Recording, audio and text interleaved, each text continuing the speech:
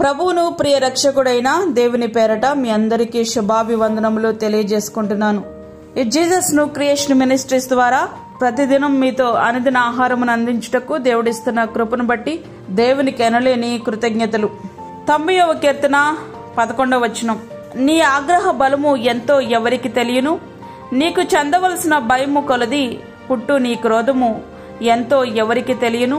పాపానికి వ్యతిరేకముగా దేవుని యొక్క కోపము ఎంత తీవ్రముగా ఉంటుందో దానిని ఏ మనిషి అంచనా వేయలేడు, అర్థం చేసుకోలేడు. దేవుని ప్రేమను కూడా మనం అంచనా వేయలేం. అదే సమయంలో ఆయన ఉగ్రతను కూడా అంచనా వేయలేం. ఆయన కోపం భయంకరమైనది, అది భీకరమైనది, అది హడలు పుట్టించేది, మాటలలో వర్ణించలేనిది. ఆయన కోపం నీ మీద రగులుతుంటే పిల్లలు పాడి పంటల విషయంలో నీవు శపించబడతావు. తెగుళ్ళు రోగాలు నిన్ను వెంటాడుతాయి. ఆకాశము ఇత్తడి వలె, భూమి ఇసుక వలె మారి దాని సారాన్ని అనుభవించలేవు. ద్రాక్ష తోట నాటుతావు కానీ దాని పండ్లు తినలేవు. ఇల్లు కడతావు కానీ దానిలో ప్రవేశించలేవు. నీ శత్రువుల ఎదుట నీవు నిలవలేవు. ఆయన నిత్యము హింసలు బాధలే. నీ పిల్లలు చెరపట్టబడతారు. ఆయన కోపానికి కారణం మన పాపం కనుక వద్దు, మన పాపాన్ని ఒప్పుకునే ప్రయత్నం మనము చేయాలి.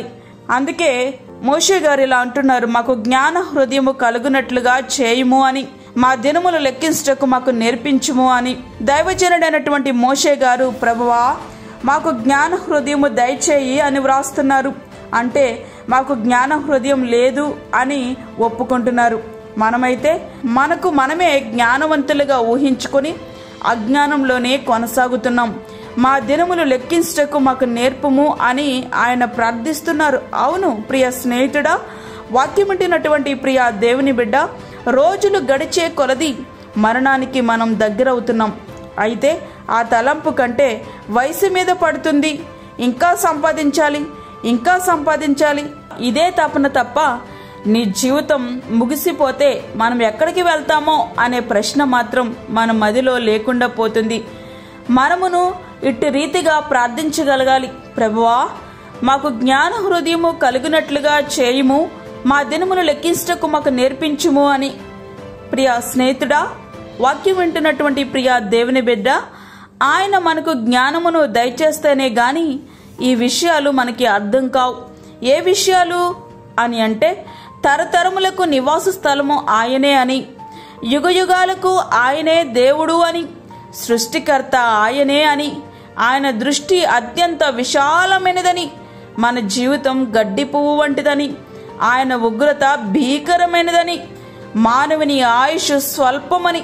ఈ విషయాలు ఎప్పుడు అర్థం చేసుకోగలము అంటే ఆయన జ్ఞాన హృదయాన్ని దయచేసినప్పుడు మాత్రమే. లేకపోతే మన ఊహలకు సైతం అవి అందవు.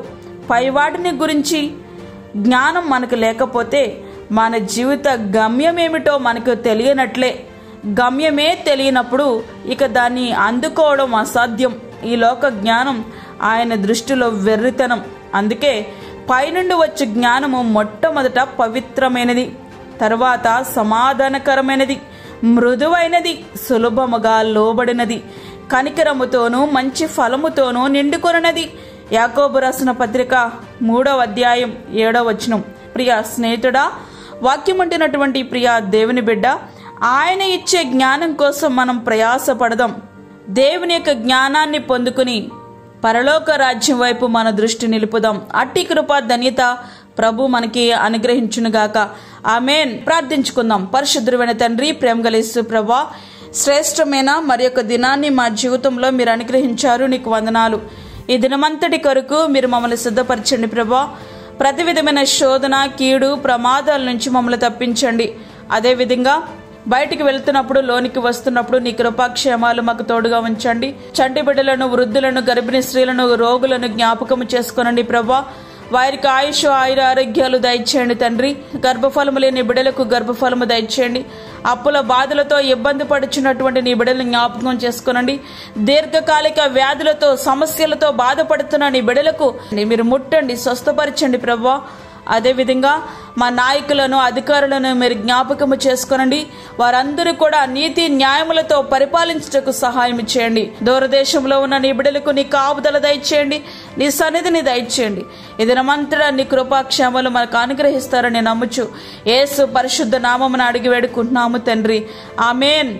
ఈ యొక్క వర్తమానములు ప్రతిదినం పంపించబడతా ఉన్నాయి.